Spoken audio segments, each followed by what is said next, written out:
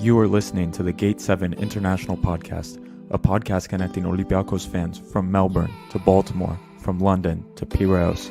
We are 4 Olympiakos fans from every corner of the world, bringing you news and interviews of the team you love in English. With new episodes twice a week, you'll never lose the latest updates and stories of the team you love.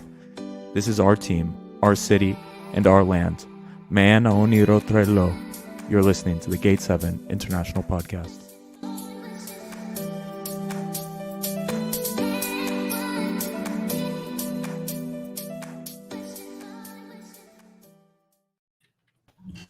Welcome to episode 77 of the Gate 7 International Podcast, your official English source for all things Olympiakos FC and Greek football. My name is Peter Thompson. I'm here with my co-hosts Adi Bouloubasis, Costa Levoyanis. Lambro is missing today. He'll be back soon. But we've got a cup game today. We're a bit late for folks who are listening live, but thank you to everybody who stayed up to tune in. We've got a cup game to discuss. We're through to the final of the Greek Cup. There's not really too much else going on, guys, but feel free to come in the chat and ask us questions. We love when the live listeners sort of direct our discussion, makes our jobs a lot easier. A couple housekeeping points that I do want to say before we do get started. The written interview with Neri Castillo that we mentioned on our last episode, the big surprise, will be out on our blog soon, gate7intl.com.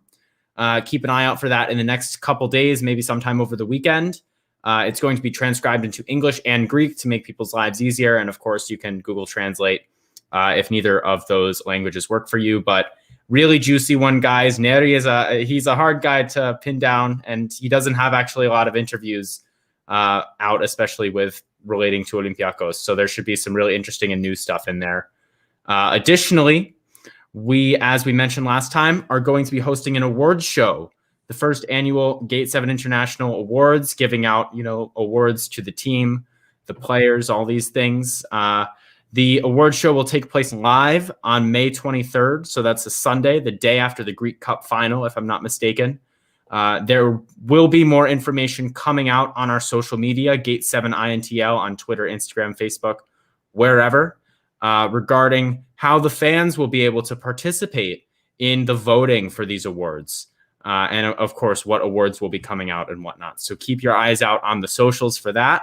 And I'm personally really excited. It'll be a fun time. We hope to have lots of people in the live discussing the game. Let us know if you have any thoughts about the awards show. And additionally, Olympiakos DC Academy have a game coming up this weekend. It's on Saturday. It's at 5 p.m. Eastern time, and they're playing Sure Sport FC. You can watch online. The link will be posted before the game. We will always be supporting, and we hope that you do the same for the boys down in the DMV area. Additionally, of course, I'd like to say thank you to our sponsors, Piraeus International. Piraeus International has been helping Greeks ship to and from the motherland during COVID-19.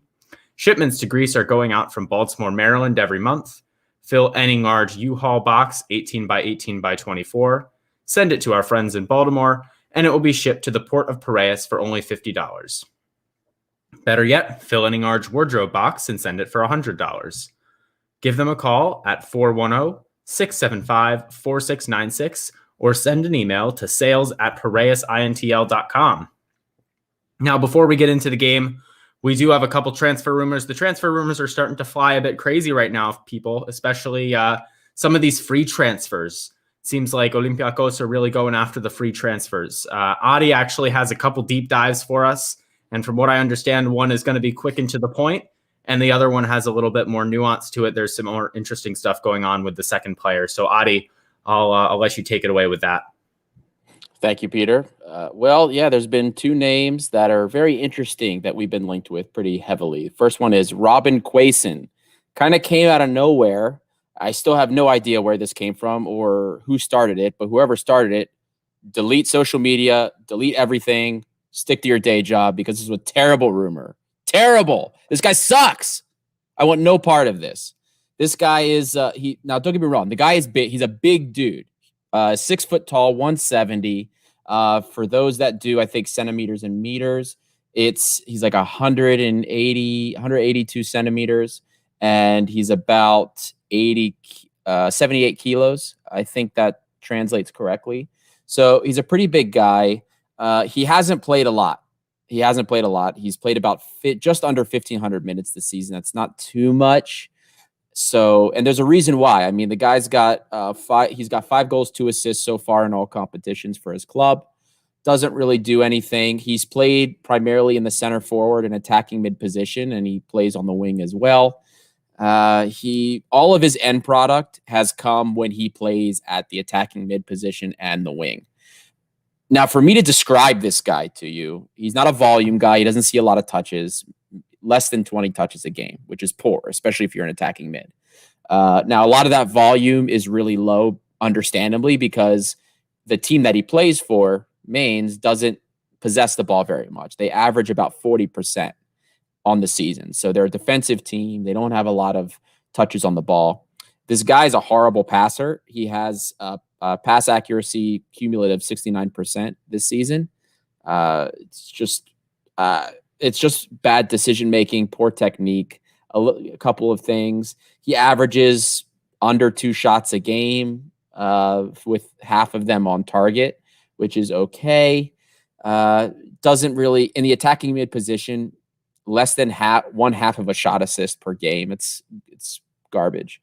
Offensive duels, he gets closed down a lot. He gets into a lot of situations where he gets closed down by defenses. He's only successful on 32% of those in getting out of those situations or passing out of them. It's just really poor, especially compared to the attacking mids and wingers that we have at our disposal. No vision. I mean, unless it's wide open lane in front of him. I mean, this guy is like a worse version of Bakasetas. Like, imagine a Bakasetas that can't pass at all, has very low pass accuracy, and also can't shoot really. I mean, all the guys' goals come from crashing the keeper, which is something you want to see, but it's all he does. It's just, this is terrible. He has okay work rate off the ball, but we want no part of this. Even, I know the guy's going to be free. His contract is up this summer. Even if he's free, I don't want him. He makes $700K a year. No. Absolutely not. On to the next one. Now, this is a much more interesting prospect. Simon Olsson, I think, or is it Simone Olsson? I don't know. Hope I'm pronouncing it right. Another big boy. 6'1", so metric, that's 185 centimeters, 180 pounds, 81 kilos. This boy is no joke. Plays primarily as a 10, but can play deeper as well. He plays a lot in both positions. He played the Swedish season is a little different. It's a little weird. I just found this out myself. So I'm basing a lot of this that he hasn't played a lot of games so far in the 2021 year, but the Swedish season set up a little bit differently than ours. Now, this kid played over 3,000 minutes for the 2020 calendar year. 4 goals, 6 assists, with XG of 7. So some opportunities definitely missed there. Expected assists of 5.38. So creates opportunities and gets into goal scoring opportunities. The finishing, we could argue maybe should be a little bit higher. Now, in terms of his creation, there's definitely some vision here. This kid has an eye for runners. He knows where his team is. Incredible, almost 2 shot assists per 90, which is for Tunis level in terms of production here. About a cross per 90. Fortunis is a little bit more than that if we're comparing him to him, but it is more than some of like our deeper lying center mids. Much more successful, gets into almost 10 offensive duels per game, much more successful getting out of them than Quaison. Averages over 4 passes in the penalty area per game. Now, here's where it starts to get interesting. As a center mid, in terms of his defensive duels, aerial duels, this guy engages in almost seven instances where he closes down players a game, almost 60% success rate. Aerial duels, not too many, one to 2 a game, almost 50%. Almost 3 interceptions and 7 recoveries a game. Now, for those of you that have listened to some of our stat breakdowns of somebody on this current Olympiakos team before, this might sound really, really familiar to you, because these stats that he has defensively mirror Mady Camara to a T, which is just really weird, whether it's coincidence or not, but they mirror him to a T. Now, in terms of, we'll say, some of the more subjective things, some of the things I saw with him on the pitch, incredible technique. Ball's very close to him. For such a big guy to have such a close touch and such a nice touch, very interesting to me. You don't see a lot of really tall guys that can do that. Deceptively quick with his feet. I mean, quick feet, moving. He's also in terms of sprinting, like not Oleg level fast, but he's quick in his own right, especially in short distances. The vision, I brought it up briefly before when we talked about his shot assists.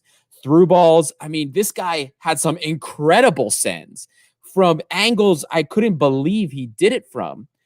There was a game that he had, I think it was a cup game. It might have been a cup game. And he's on the left side of the field, literally on the touchline. And there's a runner going from half field, running across from two defenders. He plays the ball and curls it through the defensive line, curls it perfectly for his man, and the guy almost scores. It was an amazing ball, and he did that multiple times. The ball, he does he has almost complete control of the ball when it leaves his foot. It felt like he couldn't put a ball wrong. I mean, the guy, just like Mady, also averages over like in the 80th percentile, in the mid 80s in terms of his pass completion. Volume, 40 touches a game. Okay, that's lower than our mids, but he's not on the ball as much in Sweden. His team isn't on the ball as much as we are in Greece. Great body language too. I like this guy. I like what I see. And for me, I don't want to go too far here because some people will definitely be like, oh, this is impossible. But there's definitely the makings of a Mady 2.0. Kid just turned 23 years old. He's a year younger than Mady. And with everything we've seen, all the players we've been linked with the last 3 years, this is the closest thing I've seen from any transfer rumor to being what Mady is. Because remember, guys, Mady can technically play at the 10 too. He can play at the 10. He can play as a DM if needed. He can play as a center mid. He's an all-purpose 8. This kid, from almost 2 hours of film I watched, seems like he can do that. And the data's remarkably similar. So this is must buy for me. I want this kid. I mean, Adi, maybe this is just based off what I've heard from you, but it almost seems like he would be a really good player in a 4-3-3. Yeah. Because we might talk about it. We talked about it a little bit last time, but like the 4-2-3-1 doesn't seem to be Martin's preferred form on the pitch. And of course, you've said that Olsson can play at the 10, but maybe he sort of fits in that, like not 10, but furthest forward midfielder in the 3, almost a little bit better than Mady. Because I think sometimes when Mady would be in that role, especially when he would get really forward, like it's sort of, he's a bit out of position and he's not being used to his fullest effectiveness. So I almost maybe wonder if Olsson would actually be a little bit more comfortable, not necessarily better than Mady, but a little bit more comfortable and be able to develop more in that position. So one thing I didn't touch on, and I always bring up some negatives with the players. So no one heard any negatives yet from me with this kid. Now, I will say this. He does as many great things as I watched. The effort, the energy. He does make sometimes some really weird and questionable decisions. And I don't know if it's because a lot of the time, look, it does come late in the game or later in the game. Part of me wonders if sometimes he can get too settled into a game. If he starts off well and then he's like, oh, okay, I'm doing fine. Let me just back off. I can do whatever I want, whatever's working. Because there were some times I was watching and he would just make like some really questionable decisions. Like an example, there were a couple of games where, or a couple of instances in the same game where he would be closed down by 2-3 players. Right now, he would have a guy wide open laterally or square, but instead of playing the easy ball, he would try to take them on, or he would run into a corner and get himself closed down even worse. And it's like, just play the simple ball. You don't have to do that much. Mady doesn't do that. Now, I can't remember if in the first year Mady did that a lot. I don't remember him ever being that type of player. Mady always had a certain level of discipline. The difference between Mady when he first started for me and this kid's Olsson, Mady's touch was not quite as crisp. The execution also wasn't quite there. So this kid, the execution was phenomenal. He almost couldn't put a ball wrong. He seems a bit overconfident. Well, and that's why I wonder what it is. Sometimes I think especially when he gets into a game, that he has too much confidence in what he can do, and that's why he does make some of these weird decisions. So it's like a different problem that we're going to have. Mady, we needed to develop some technique, some technical ability, which he's flourished with. This kid, it's going to be more of a mental battle.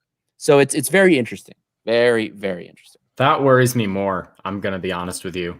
Like, maybe it's just PTSD from Ruben Vinagre, but like that, we'll see. I mean, I think he's probably worth it. But anyway, I mean, there's one more transfer rumor that I just want to sort of have a laugh about, because we were linked with Gigi Buffon a few days ago. I just I forget where the source came from, but classic link from the Greek press. Like, Buffon is old. He's going to come to Greece.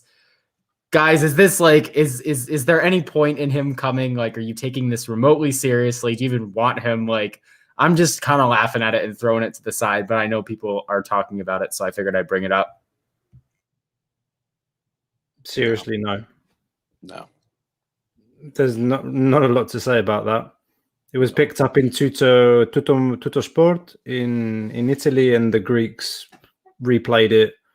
Apparently Sporting Lisbon, Frankfurt, and some other clubs were rumored to be interested in signing him, and we were one of 5, I think, that were listed in this Tutto Sport article. But honestly, with all due respect, it's Gigi Buffon's one of the best keepers I've ever seen in my lifetime. So nothing but respect for him, but just I think it's bullshit. I just don't. No. Random thought. Imagine legend World Cup champion Gigi Buffon playing at mid-tier Frankfurt in Germany. that would be a sight for me. I mean, I think they're maybe in Europe. Frankfurt had a good team a couple of years ago, man. But then they lost everyone. Or most what's his name? Jovic left. Yeah, Jovic went to Madrid, and the kid Willems went to Newcastle. I think he was with their team. Andre Silva's having a good season for them this year, though. Paciencia went there as well, didn't he? After he had so. That, they lost a lot. Yeah, but Andre Silva's banging in goals for them this year, so credit to them. Anyway, should we get into the game? I know if people are watching live, they're probably ready to get into the game. For the first time in a while, we've seen a team that looked like champions, I would say. The first time this year in our 4 matchups against Giannena that we've scored more than 1 goal against them, we finally broke through. I think we could have scored a lot more. This is something maybe we'll get into in a bit, but we looked very good in attack. It's always nice to play against Giannena in relation to some of these other smaller clubs, because they get into the game a little bit as well, and they had a goal and a few other chances. To credit to them, they had some set pieces. So it was an enjoyable game to watch for me. It was a great result. Locked it up pretty early, and they did get a goal and sort of put us on notice, but we didn't really waver. We got right back on with a goal ourselves, and the rest is history. We're through to the final, playing PAOK or AEK. I mean, thoughts on the game, guys? I see some comments about El Arabi. I thought he was fantastic. The second goal was beautiful. I would say it was like a slightly worse version of his goal against Omonia, when he sort of did that same move where he sort of fakes the shot and then puts it to the left and then shoots. But of course he was closer to the goal this time, so it wasn't as majestic, but absolutely took, I think Sariakas, absolutely took him to school. Fantastic. And then clear penalty on the first goal. I feel like I can't remember the last time we've got a penalty I feel like since the last time we've gotten a penalty, like 6 or 7 teams have gotten penalties against us. But maybe that's just me. No, we put the statistic up, remember? That we awarded the least number of penalties in the league. And it's by a long shot. And what's even crazier about that, man? You know what's even crazier about that? We probably have the ball more than anyone else in the league. We do. Right? So we should we have more attempts. We have more like time in the box. You know what I mean? It's like, anyway, it's not important. But yeah, we get a penalty. We had some troubles with missing penalties, I feel, at the beginning of the year as well. Like Valbuena, I think, had missed a couple. Fortunis, I think, even missed one. I don't remember if El Arabi missed one, but he had no troubles with it today. Yeah. What's that, Costa? He did miss one? El Arabi did miss one earlier in the season as well, I remember. Yeah, I just remember we were having a tough time with penalties. And then Bruma in the second half scores. He had more good opportunities than I could count, guys. He looked all right. I'd say he looked good. I would say he looks better than all right. But he missed some goals that I would have liked him to score as well, it has to be said. And so did El Arabi. There was the one in the second half, that right at the beginning of the second half, that empty net, basically, he should have put home. And it didn't seem as bad because we were up 2-0, but Giannena promptly went and scored a goal after that. But, I mean, there's some comments about Bruma as well on the live. I don't know. What did you guys think about the game? Think about the attackers. Sign Bruma for 20 mil. I'm gonna quiet that down. We're gonna have to say no to that. But well, I want to read the comment from Chris Oxford that we posted that we threw up there. Can we get some El Arabi appreciation? I can't remember the last time I saw someone hold the ball up and bring others into the game like he does, and obviously his finishing too. In our chat during the game, I brought up, and Costa, you talked about it as well, that the last time we had a striker that scored as many goals in all competition, I don't think it was this many. I think it was like 23 or 24. It was Darko Kovacevic. It was a long time ago. And I think it was like 24. And El Arabi's now on 27 this year. With lots of assists as well, man. Exactly. With 6 assists. He's so involved. So, I mean, I can't remember the last time we had a striker that was this productive. I can't. I mean, you think of all this. Mitroglou, Mitchell season 2014. The season before he got sold. If Lambert were here, he wouldn't let you say this, Adi. He wouldn't let you forget about Mitroglou. Because I couldn't remember Mitroglou having that many goals. Oh man, the season. I remember it was a lot. The season we sold him to Fulham, he had like 1.5 goals a game or something stupid. I mean, it's called the All Masterful. You said that was the 2015-2016 season? I think it was the 2014-2015 season. It was the season we sold him. The season I have the stats up now. 14-15, he had 16 goals and 24 appearances in the league. Only played 2 games in the cup. If we go to Europe, 3 goals in Europe. Those are the 3 he scored against Anderlecht. Yeah, probably. So, and do we have an assist count for him? Because Y-Scout doesn't go that far back. But there was also the 13 the season he got sold in the middle of the year. He was like absolutely on fire. But of course, he didn't play a full season. That was that season. Yeah, that was 2015. That was that season. Yeah. So he didn't have as many goals, but he played half the games. So I mean, exactly. Yeah. But that season he was at his highest. He was at his peak. I remember he was coming back as El Arabi is now, and kind of, holding the ball up and spraying it out to the left, spraying it out to the right. That's probably the closest comparison I can find right now. Kovacevic obviously was just an absolute killer in the box. If he got the ball in the box, 9.9 times out of 10 he's going to score. He didn't have the creativity, let's say, or the vision of the pass that El Arabi has, because El Arabi can spot a pass. He can play that kind of cross-field ball, put some spin on it, like inside of the foot, outside of the foot. I don't think we've had a striker quite like him, actually, but probably the closest comparisons are Kovacevic in terms of like how lethal he is in front of goal, and then possibly Costa in that season in 2014. But I really think he's in a category of his own. I think the entire front three today actually looked, at least in build-up, like the amount of times we just had those three, Masouras, Bruma, and Arabi, just running at Giannena. Like it seems like it was just every couple minutes, like they would just be zooming down the pitch.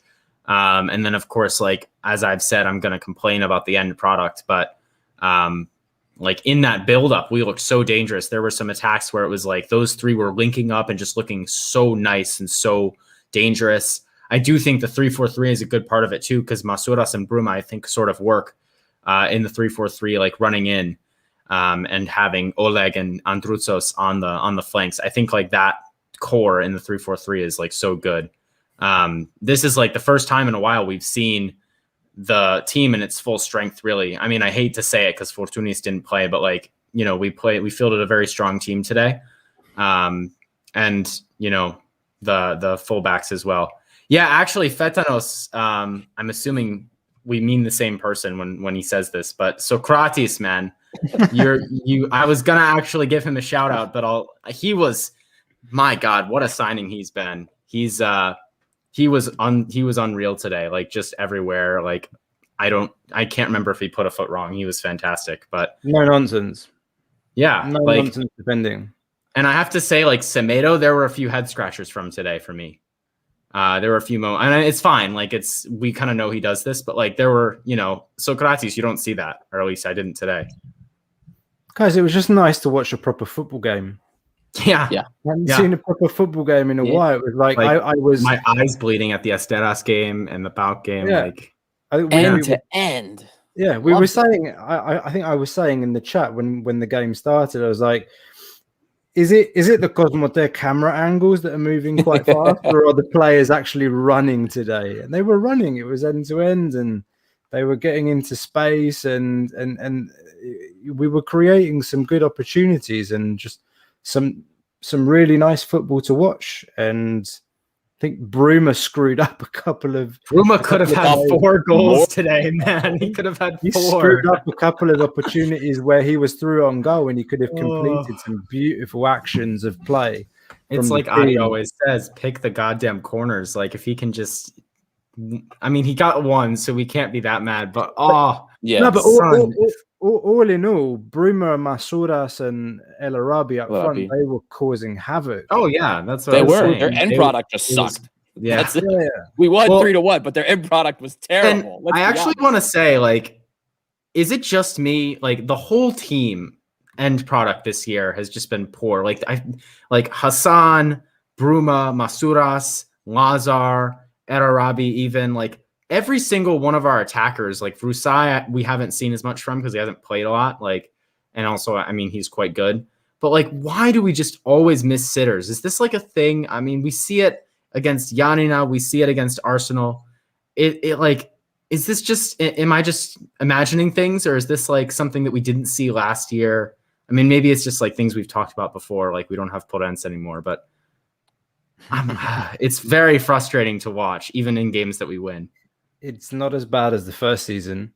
Well, yeah. Let's say the first season was bloody awful. I still think maybe the first season we played the nicest football that we've played in Martins' 3 years, but without the end product. Without Guerrero, striker, Guerrero and Hassan as your strikers. Goals. Put was Manos there that year as well? Well, Costa Fortuny he got the injury. That was the year Fortunis was our best goal scorer, I think. The first year. He was leading scorer in the league even after the injury. Yeah, even after the injury, he was still like top 3. Like I think he scored 12 goals, and he got injured before halfway through the season. No. The ACL was preseason. After that was preseason. Oh, so it was. That's right. Yeah, no, he completed the full season. The ACL was like right before. Then it was the season before that. Then I was thinking of. Yeah. And then, or whatever, it was that season. But yeah, he had 12 goals that season, and he also led in assists. So need that back next year. Yeah. Now the issue with Fortuny has always been, and it was that season as well, that first season under Martins, is that we played the 4-2-3-1 and we played through him. But when you have one of those games where his body language is bad and his head is down, and you have a formation that's built to go through him, and he's not on his game, it screws everything. So what that's what you have with him. And I think that's probably why Martins has slowly gone away from the 4-2-3-1, because forcing everything through one person, especially if he's having a bad game, it screws up the entire system. So I think it's Vios who made the comment about Arabi being compared to Benzema. Don't make that comment around Valbuena. I'm just going to say that. But Benzema had a very nice goal yesterday as well. It has to be said. Very well done from him. But and Vios also said, considering all the sitters we missed this year, we still managed to score 100 goals. So maybe I am just complaining about nothing. Well, funny enough, I will say this, Peter. Our despite how much we complain about us missing sitters and everything, our total goal scoring is ahead of our expected goals. So like when you think about it, some of the stuff that we think is a sitter and what actually is mathematically considered a sitter based on that X goal, X assist model, we have scored more goals than the expected. So technically, if you look at it from the XG perspective, we are around our average in terms of goal scoring is like almost 2 a game, and then the expected goal is 1.77. So we're kind of right there. We're scoring basically what could be reasonably expected, but it still stands for me that the majority of we have so many great opportunities that get wasted just because we have terrible end product from some guys. Bruma can't pick a corner most of the time. Even El Arabi today had a couple of his moments. And yes, Fetanos, that's right. I was going to say that, Adi, when you were 0.01. done. I was going to say, what if all the sitters get canceled out by Hassan scoring goals that are 0.01 XG? Yeah, he beat me to the punch because I was going to get to that. But yeah, like that Hassan bicycle kick was like a 0.03. And yeah, Right. It completely screws up the average because if he misses all the ones, but then it does. So, but no, it's nice to have the context from the Y Scout, though, to be fair, Adi. So I do appreciate providing that, because I also think it's like a halo effect when you're like, God damn it, Bruma, you like missing that goal and you remember it. And so, but I mean, I think aside from the goals, Bruma was very good today. One of potentially the better games that we've seen from him in a pretty meaningful game. I mean, it's the cup, but like still in the sense that if we lose, we're out. So I actually have to hand it to him. I'm still not paying 7 million euros for him. And I don't think I also, from what we've heard, it's unlikely that they go that high, I would say.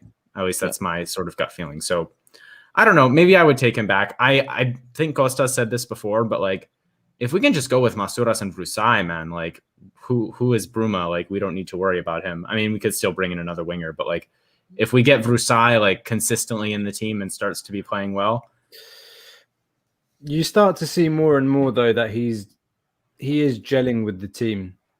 And no, that's true. He's running into the spaces, and like he was connecting quite well with Oleg down the left hand side. But all I'm saying is like, we don't need to rely on Bruma to start. If he's in a bad patch of form, he can have a seat and Vrusai can come in, because we've seen his bad patches of form and we don't want him on the pitch. That's all I'm saying. But I agree with you from today. I still don't see it happening in terms of his price tag.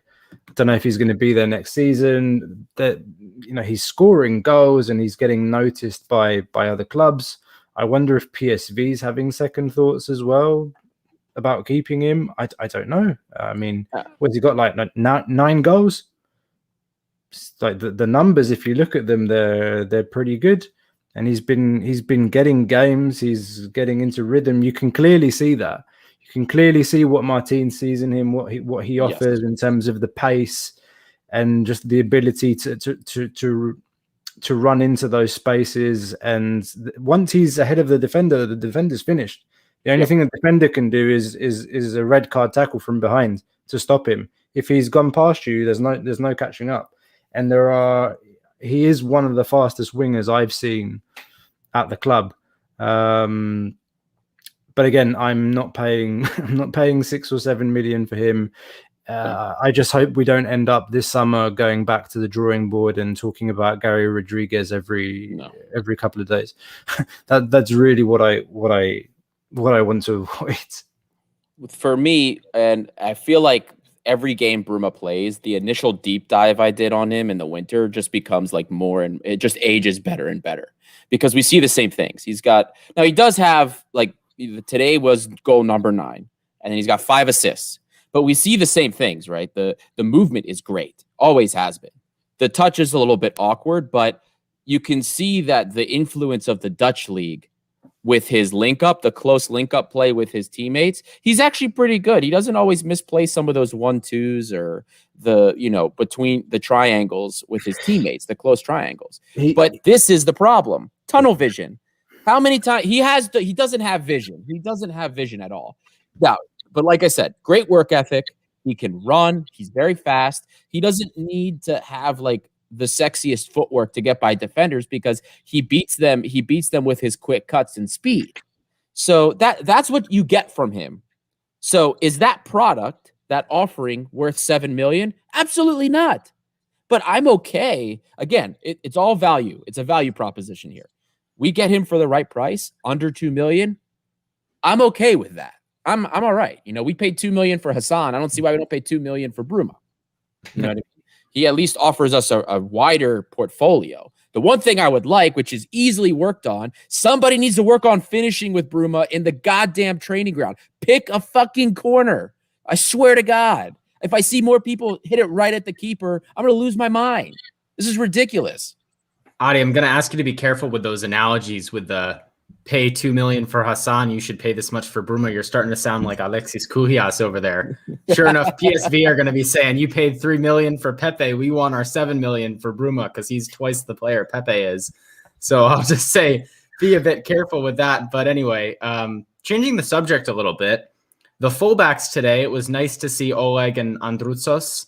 I feel like for some reason people have like been discussing Oleg in a bit of a negative light, and I understand he's not perfect, but I thought both of them were fantastic today, personally. A couple moments from Oleg where it was a bit of a head scratcher. Like there was one point when they had it in their third and he cleared it like for a corner, like he just kicked it out. And I was like, why did he do that? But maybe it was like Sa telling him to. I don't know. It just seemed like could have actually worked it out and got it in our area, or cleared it at least. But I don't know. Any thoughts on those two? I mean, we've been pretty high on both of them throughout the season, but it just the formation looks good when it's those two running down the wings, I would say. Androutsos was fantastic today. I can't pick anything negative on him today, honestly. There was that counter in the first half where that almost led to a goal for them when he kind of like messed up his marking and then he got beat by Pamlidis on the left side. That's the only thing I could think of. Honestly, but the rest of the game was pretty good. Compared to Oleg on the left-hand side, there were definitely a couple of moments where I thought, am I having second thoughts about him? Just that corner that he gave away, he like dribbled himself into trouble and then couldn't get the ball out of his feet and he knocked it out by accident. You were just like, what are you doing? Yeah, it was weird. And then you see why we bought him. It's just the pace. He puts his head down and his legs just drive him up the wing. He's strong as well, man. He's not afraid of the first goal. He got the ball on the left-hand side. Saliakas was in front of him. And he's like, I'm going to take you on. And he threw the ball in front of the defender and he just went for it. And the ball, and he did the cutback to, to Bruma, and Bruma won the penalty. And it all started from him on the left-hand side. The pace was incredible. We were just at one point in the game, I said, is the guy on steroids? Like, he's just absolutely killing it down the left-hand side. No mercy. No mercy. He's relentless.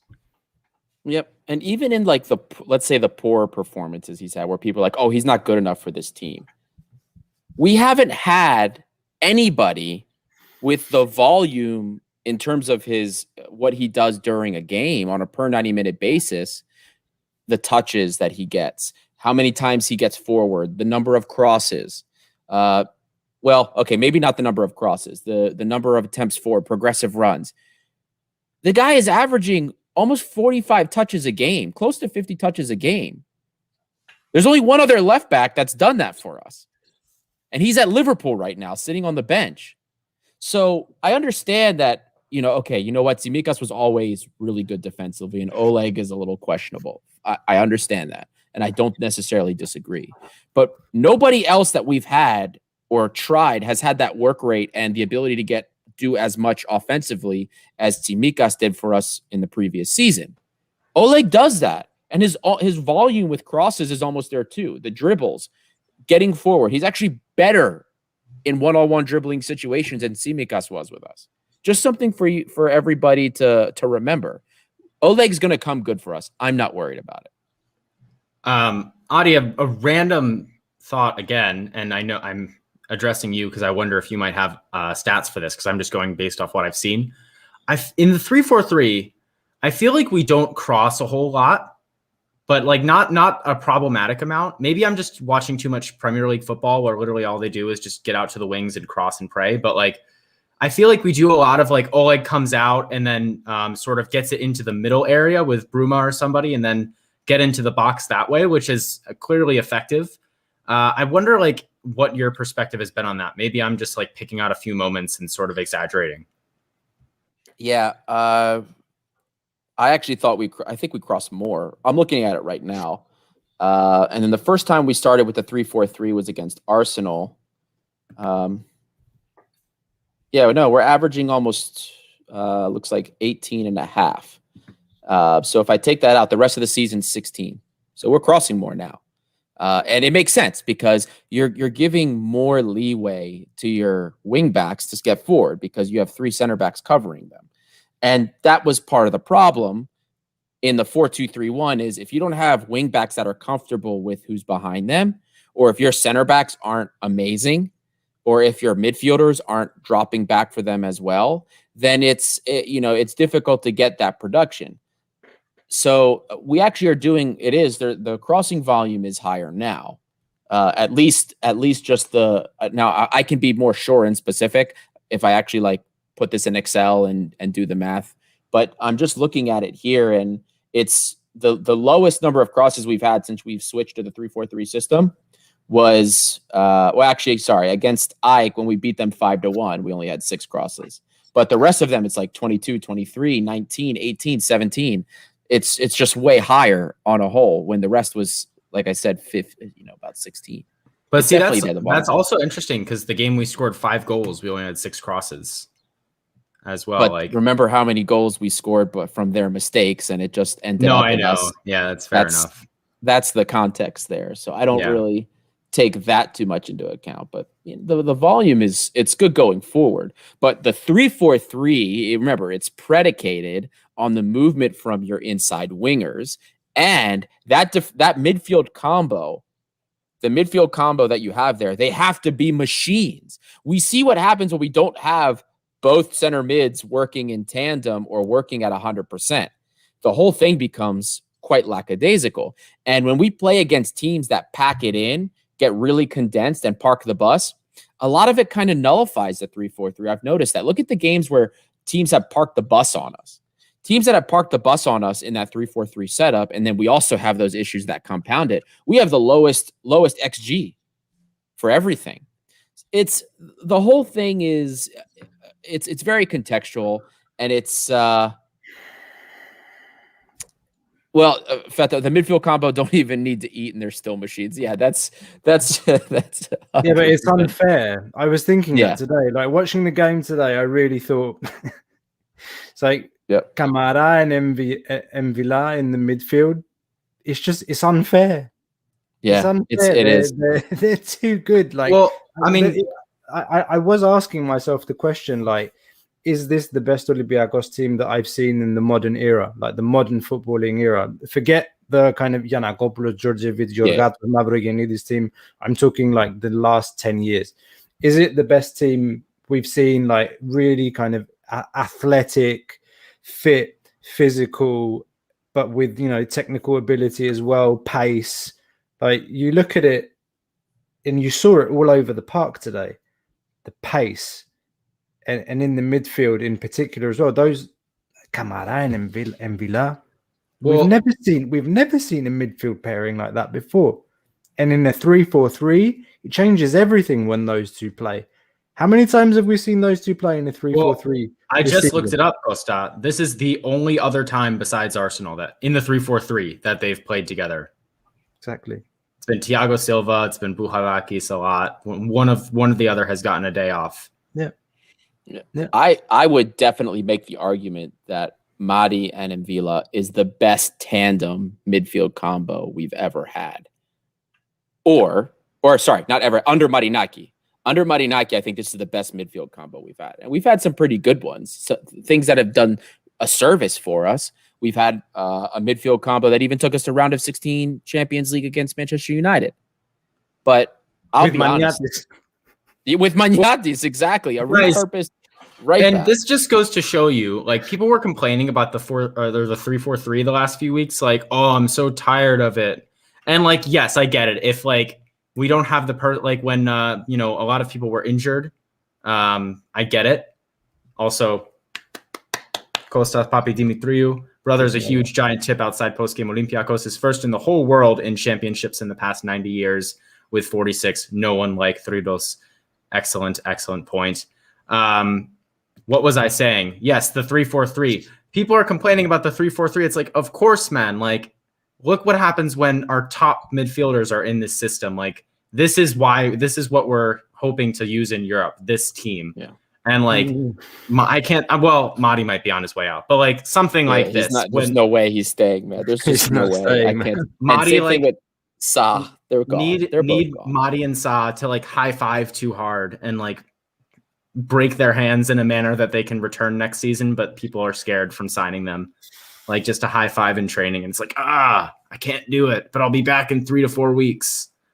Something like that would be a miracle, I think. But no, I mean, that's fair. But the point I'm making is, like, yes, people complain about the 3-4-3, but it's because we didn't have the personnel, and when we do have the personnel, it works. So hopefully we can find the people to play it next summer or move to another formation. I don't know. I think people underestimate a lot the fact that we've said it before, no preseason, and the 3-4-3 was never, it was never tried and tested. It was tried and tested against Arsenal. I think he made a big gamble going into that game tactically with that, and it came off. Okay, we didn't progress, but the game was lost in the first match. But, Peter, you talked about we don't cross as much. We're not getting the balls out to the wing. The automations between the players, they're then either not there or they're developing. You started to see it a bit today with Oleg and Bruma, but it hasn't been worked on in training. And Valbuena has been a big part of crossing volume. He's not played recently. He's been injured the last 2-3 months and been getting 15-20 minutes here and there. So we've lost that kind of element of getting goals in from crosses. We've been capitalizing on a lot of mistakes, pressing high up the field and playing the ball through the middle, counting on our inside forwards to look for gaps in between the defenders. And that's worked. That's worked the last couple of games in particular. We've seen a lot of it. But let's see. I mean, what have we got to look forward to? The league games are going to be the cup final. Yeah. Yes. That's it. That's all we've got to look forward to. And yeah. I hope to God that we get PAOK in the final, because we owe something after that 2-0 defeat a couple of weeks ago where we just didn't turn up. I think the team was completely just didn't care. They went for a nice trip to Thessaloniki and said, okay, we'll probably see you guys in the cup final. So I hope we see them in the cup final. And that's all we've got to look forward to. And then preseason and transfer rumors and gossip. Vios was asking about Quaison. Via, we talked about that right at the beginning of the pod. And you can go back and listen to it after, I guess. But basically, the long and the short of it is that Ari said, no, this guy is not what we're looking for, not good enough. Even if he's free, not good enough for us. Nope. I have one more thing, and Costa, you kind of hinted at it. I can PAOK play tomorrow. PAOK have the away goal. They're 1-0 ahead on aggregate. Are we all sort of thinking that PAOK are going to advance? Any hot takes or predictions for the game tomorrow? I'm probably not even going to watch, to be completely honest with you. I want PAOK as well. Even though Ike is a free win, I want PAOK and I want to hand it to them. So, but I mean, yeah, that was actually a point I had and forgot to say it. But thoughts? Any thoughts on the game, or just no one cares? PAOK will probably win. I couldn't care less.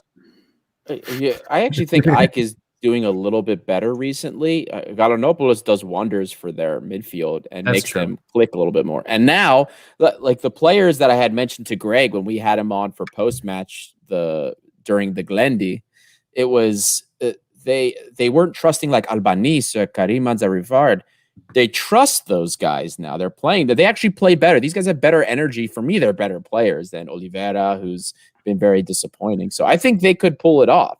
I think they could. And then we get our VIP platinum tier Pilates for the cup final. I would love that. See, I take a free trophy, right? Maybe Lazar gets in, has something to celebrate about. Bio says remontada Ike tomorrow. We'll see, man. Maybe it's still only a goal, so who knows? Anyway, as we begin to wrap up, a bit of a short one, guys, but man of the match and coach's grade, although I know Costa was outspoken against the coach's grade last time, so maybe we'll just do. Can I just say something? Yeah. Fetano says, no need for Saar, Buffon is coming. Now we need Pirlo to come to replace Mady. I'll take Pirlo at 50 any day of the week, but I'm just Pirlo magic. Juve looking for gonna let him go and find a new coach. Anyway, man of the match for me, I'm gonna be a bit of a contrarian, and actually Fetanos kind of stole this because I had it in my mind to give it to Socrates Bouloubasis, Adi's long lost cousin.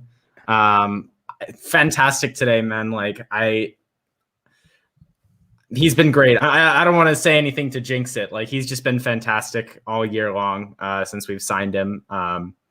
Huge for our team. He's really fit in. Like the experience and the class just oozes from this guy. You take one look at him and you can just tell that he's played in big games for big teams. So Socrates is my man of the match. Coach's grade, I'm going to give Martins, I guess, an A-. Like, it's not really much to say here. I didn't expect young players today. That's been like my only gripe of him since the season ended. We played a strong team.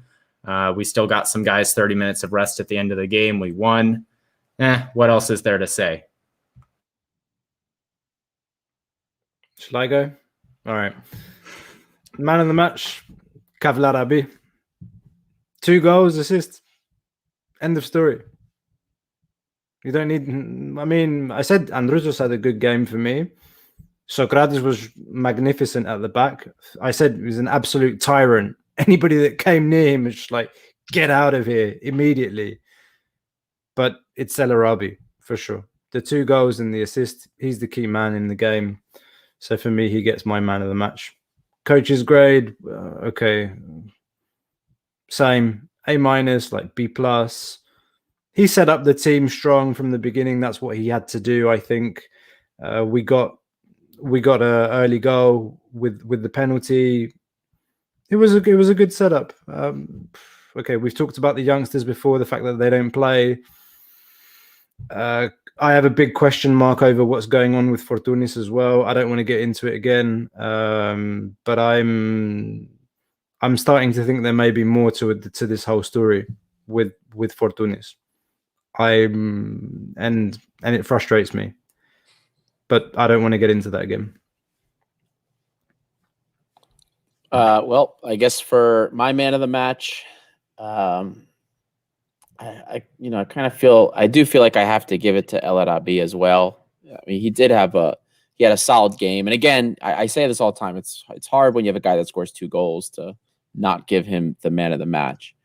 I do want to give a special shout out though to Yanin Vila and Mady Camara. I thought both had great games, and when they're both there, we're just a different team. Can you imagine those 2 guys and then Rebjuk and Androutsos in the fall during our Champions League? I think we take second spot. I'll be honest with you. I'm going to say that. Maybe it's unreasonable, but I'm saying that right now. And then for coach's grade for Martins, I don't know if I can not give him an A. We have to. He did very well. The game plan worked, and we were dominant. It was some end to end, but you know what? We came out on top. Can't fault him for anything else besides, of course, not using Solis. I can be a little upset about it, but I won't dock him points this time. And for Socrates, I do want to give a special shout out as well for something else. So you guys remember that we were, for a long period of time, conceding goal after goal after goal off of set pieces. Everybody remembers that, right? And we said when Socrates came in, he's a leader in the back. You know, once he gels with the team, he'll be the guy that's kind of pointing that stuff out and keeping that from happening. Do you guys remember the last time we had a set piece scored against us? That wasn't a penalty, by the way. I'm glad you brought this point up because there were a couple of instances during the game today where, you know, we gave away set pieces or corners and the ball went past the first post and it cleared 3 players. And I thought, oh, God, here we go again. And every time I think we cleared a set piece, who was the one that cleared it? Yeah. Costa, you like read my mind. You knew I was going there with it. And we haven't conceded a set piece, non-penalty, since March. That Larissa game, right after the first leg against Arsenal, we have not conceded a set piece. It only took Socrates a month to gel with the defense and shape things up. Now, maybe, of course, Martins was working on things, but I really believe a lot of it had to do with Socrates. For me, since he's joined, he's been arguably the best center back in Greece since he's joined us. And, I'll die on that mountain because I think he's been incredible. I think he's really shaped us for set pieces. And huge shout out to Socrates, my cousin. If we ever get this guy on a pod, I am so worried about what the chat is going to do and say. If we have him and I'm on at the same time as him, I'm so worried about it. We'll need to ask him, like, do you see the resemblance? That would make my day if he was just like, yeah, this guy looks like me. With no glasses. I'll do it with no glasses too. Throw an Arsenal kit on or throw an Olympiakos kit on, get him to throw one of his on. Costa again with a nice comment. The preseason training for 2021-22 will be crucial, and the boost that is going to give the players under Pedro Martins' guide is going to be amazing. We have almost 2 years to make preseason preparation for that. Reason it is going to be key to evaluate the squad from alpha to omega. So Socrates' huge transfer, great performance so far. I love his game. Totally agree. One last comment I will make, just because I don't think we've brought it up. Jose Holebas got sent off today. As far as I understand, if they're Fetanos. No, I think you're killing me, man.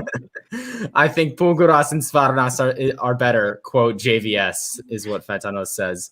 But if there is any confusion, as far as I understand this, Holebas will be able to play as of now in the cup final. He's going to miss the Addis game. Hilarious from Epo. I love Greece. It doesn't translate. Like Greece. That makes no sense at all. But like, Holebas has actually been pretty integral to our team, and Ba is TBD to return. So thanks Gramenos or whoever put that like ridiculous draconian rule in place. But in what other country does that happen? You get sent off in a competition in the cup, but your suspension is in a league game. What? So okay. Watch him get sent off against Panathinaikos in the last game, and then has to sit out the cup final. Yeah. But there were clearly some afters there. Like he got that. I think he got a yellow early in the second half, and then there was a Fabri Castro. He barged into Holebas, and then he barged into, I think it was Mvilla or Valbuena in the 80th minute. And you could see Holebas just went street mode on him. It was like, nah, mate, you're not getting past me. Little clip in the back of the feet. I was like, okay. He knew he didn't want to play against Addis, man. Yeah. I respect it. One other quick comment back to like kind of what Costa was talking about. You know, that 2021-2022 season. I know this was a segment we were going to do on a previous podcast. We got to do it on a future one. It's the last year for Pedro Martins. It's the last year on his contract. So do you guys think we get to the 2021-2022 season? Is there any hope, one, that we keep him for the entire fourth season, or two, that he renews and we keep him longer? Has any Greek team ever had a coach in the last 40 years beyond 4 seasons or four seasons? I actually was trying to research this. And is it combined Takis Lemonis? Like if you combine No. Manolo Jimenez and I combined over like 5 different stints with the club. Bajovic was 3, and that's the only one I could find in like the modern era that falls under that. And I guys, I don't want to go back to this, like, you know, after Martins, and then we go, it's like, oh, this coach this year, this coach this year. Like, it's so nice, you know, okay, you know what? Maybe we haven't had the European success everybody has desired, but the continuity under him, Costa Ari, we keep him another 5 years. Dude, let me tell you guys, I hope Mady Nike, if it's like a money thing, look, tell Mady Nike, just give this guy the money. If you got to shrink the transfer budget to keep Martins an extra 5 years, I'm okay with it, because this is the guy that makes the team tick. He's making something of nothing from all of these random transfers that we thought nothing would come of. So just give him what he wants. He says he loves Greece. He loves it here. You know what? Just give him what he wants. Give him maybe like something in Glifada, a little property too. You know, just whatever you got to do to keep him here. We keep on dreaming that Martins will stay. That's we're just gonna hope. But I mean, yeah, Adi, what you said, like we've said it before, man. If anyone's unhappy with anything, well, I mean, aside from a few nitpicky things that we talk about, but like overall in terms of the success and the results, if anyone's actually unhappy, like you don't want to know what might happen if he leaves, man. Like if we get like a Hazi 2.0 or like one of these managers and we just like, do you want to get 1 point in a European group again? Like we've never done, like we are so ahead of that with Martins. I don't think people know how good they have it if they're complaining about him. And I do fear as well if he leaves. So hopefully maybe it's just free Feta or free Eleolado that he wants. But that's how you say olive oil, right? But anyway, maybe that's what he wants. And then we'll just give him that. As we used to say in the old PAS International ad, if you need olive oil shipped, maybe we can ship some olive oil to Martins. Well, don't forget, he takes his whole that squad has been with him for 10 years, his support staff and training staff. So they go with him. That's the even scarier part. Like the scouting. It's really bad. Yeah, totally. Fetano says, I'm sure Poyatos is ready for another stint in Greece. I'm all right, man. I'm good. No. But anyway, as we begin to wrap up, Costa, another very nice comment. 96% of us do love him. It's true. It's the 4% that end up in our replies on social media and we're like, what are you lot thinking? All the time. Yeah. Well, anyway, yeah, thank you everybody for listening. Thank you to everyone who showed up to the live. We know it's a weird time. It's a bit later. Oh yeah, give Martins a statue. Panos Agirakis, you nailed it. Next season's going to be a great season, guys. I have a good feeling. After that, the statue. I have a good feeling. Maybe after that, the statue. Round of 16 Champions fair. League statue. Yeah, I'll say that. But anyway, as we wrap up, thank you everybody so much for listening, especially if you've made it this far. Sorry about the weird timing. Also, should have mentioned this at the beginning, but this weekend is Easter for Orthodox Greeks who will be celebrating Easter. I won't be celebrating, but I mean, these guys are. Little Mihari's first Easter, for example. So we probably won't be recording an episode. I think this is the first sort of weekend or week we've taken off. But it's a holiday and there's no game. There's very little to talk about. So barring like Florentino Perez comes out and says like the Super League is back and Olympiakos are in, we will not be recording an episode. So keep your eyes out for us after the Aris game next week. We'll be dropping something to talk about the game. And I think we also have basketball coming up as well, Costa. So we will be doing a basketball pod next Thursday with the red point guard, some of the red point guard guys. So look out for that for sure. Yep. So we've got basketball for basketball fans. If you've got any basketball fan friends, let them know, because we don't do those very much, obviously, but little wrap up of the EuroLeague season for Olympiakos. And hope you enjoyed the game. We're through to the final. And Costa's got one more thing, and then we'll sign off. Yeah, guys, as Peter said, it's Orthodox Greek Easter this weekend. So bearing that in mind, I would just like to say to all our Greek listeners, all our Orthodox listeners, Kali Anastasi, Kalo Pascha, and see you next time. Adeya.